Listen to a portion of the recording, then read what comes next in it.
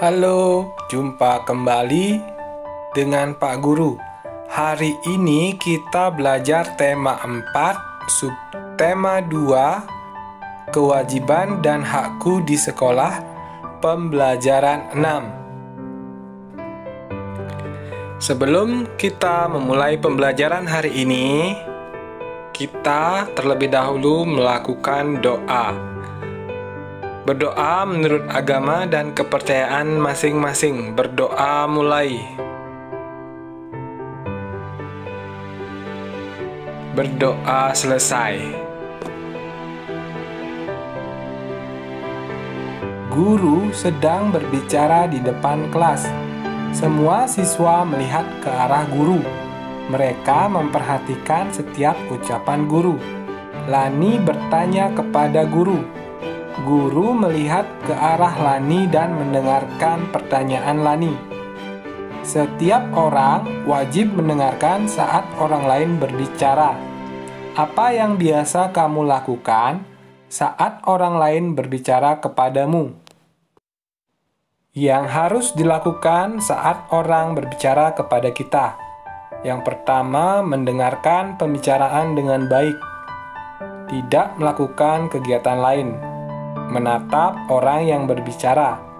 Tidak menyela atau memotong pembicaraan.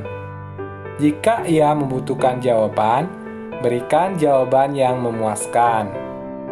Berikutnya yang harus dilakukan saat kita berbicara kepada orang lain. Yang pertama, berbicara harus menatap lawan bicara. Suara harus terdengar jelas oleh lawan bicara. Gunakan bahasa yang baik dan benar. Jangan menggunakan nada suara yang tinggi. Pembicaraan sudah dimengerti oleh lawan bicara. Tenang dalam bersuara. Itu adalah hal-hal yang harus kita lakukan saat kita berbicara kepada orang lain.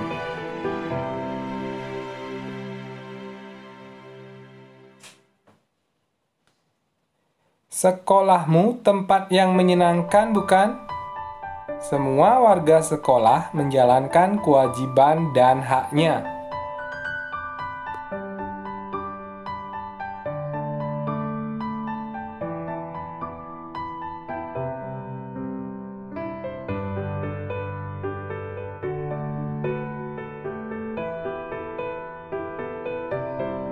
Berikutnya, kita bahas daftar pengalaman melaksanakan kewajiban dan hak di kelas.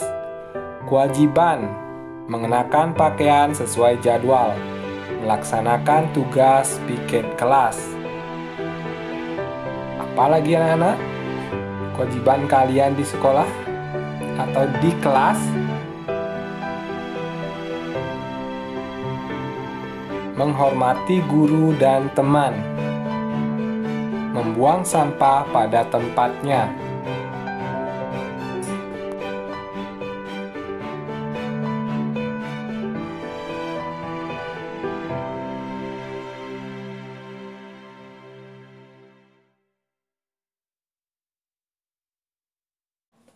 Mengerjakan tugas yang diberikan guru. Berikutnya, hak di kelas. Penampilan rapi dan bersih. Ruang kelas rapi dan bersih.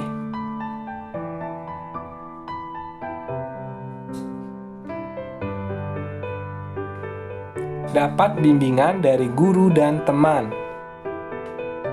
Lingkungan sehat, bebas penyakit. Mendapat nilai yang memuaskan. Setiap orang memiliki kewajiban mendengarkan saat orang lain berbicara. Saat upacara di sekolah, siswa mengikuti pembina upacara membacakan teks Pancasila. Mereka seharusnya mengikuti dengan suara senada. Kadangkala ada siswa yang mengikuti dengan suara nyaring. Ada juga yang bersuara lembut. Jika pada saat upacara terdapat 580 anak mengikuti dengan suara lembut, berapa anak yang mengikuti dengan suara nyaring? Berapa jumlah anak keseluruhan? Mari kita bahas kembali tentang pasangan bilangan, penjumlahan maupun pengurangan. Kalian harus rajin-rajin berlatih ya. Ada banyak kemungkinan jawaban. Siswa yang mengikuti dengan suara lembut 900, dengan suara nyaring 320. Nah, hasilnya sudah ditentukan 580. Berikutnya 850 dikurang 270, hasilnya 580. 750 dikurang dengan 170, hasilnya 580. Dan seterusnya. Kalian perhatikan contoh berikut ini. Ini adalah sebagian kemungkinan jawaban yang Pak Guru contohkan. Kalian bisa mencari angka yang lain selama angka yang di depannya itu lebih besar dengan angka yang di tengah dan menghasilkan jawaban 580. Semangat mencoba ya anak-anak. Setiap orang ingin didengar.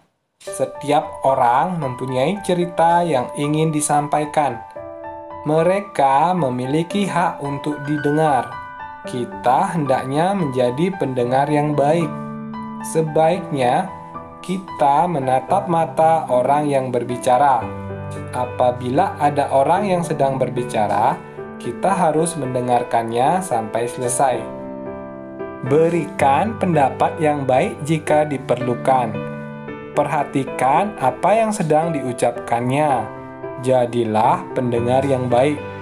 Saat kamu berbicara, gunakan suara yang lembut dan sopan. Berbicaralah tentang hal-hal yang baik.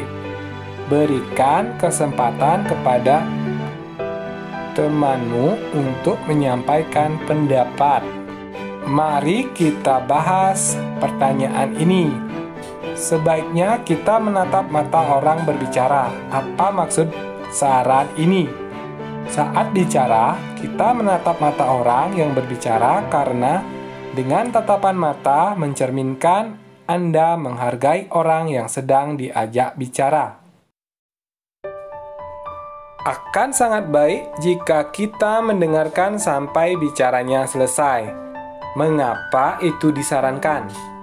Jawabannya, mendengarkan orang lain bicara sampai selesai berarti menghargai orang yang sedang berbicara dengan kita. Nomor 3, berbicaralah dengan suara lembut.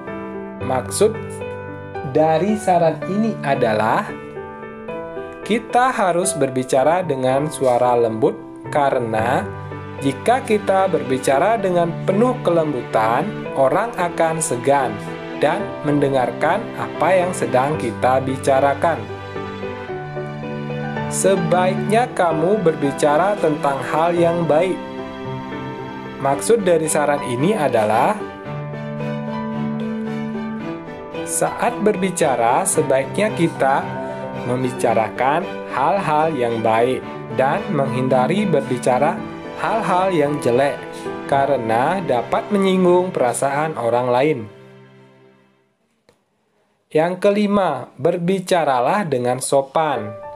Maksud dari saran ini adalah kita harus berbicara dengan sopan karena berbicara dengan sopan akan menghindari adanya salah faham. Amati kebiasaan berbicara di sekolahmu. Apakah pembicara dan pendengar sudah melakukannya dengan benar? Tak terasa kita sudah berada di akhir pembelajaran. Kita sudah belajar tentang kewajiban dan hak di sekolah. Belajar tentang kalimat saran. Kemudian tentang pasangan bilangan pengurangan. Sampai jumpa esok hari di pembelajaran selanjutnya. Salam sehat, tetap semangat belajar dari rumah. Kalian pasti bisa. Yes, yes, yes. Terima kasih sudah menonton video pembelajaran ini sampai selesai. Bagi yang belum berlangganan channelnya Pak Guru, silakan klik tombol subscribe yang berwarna merah. Kemudian klik tanda lonceng untuk mendapatkan update video terbaru dari Pak Guru. Terima kasih.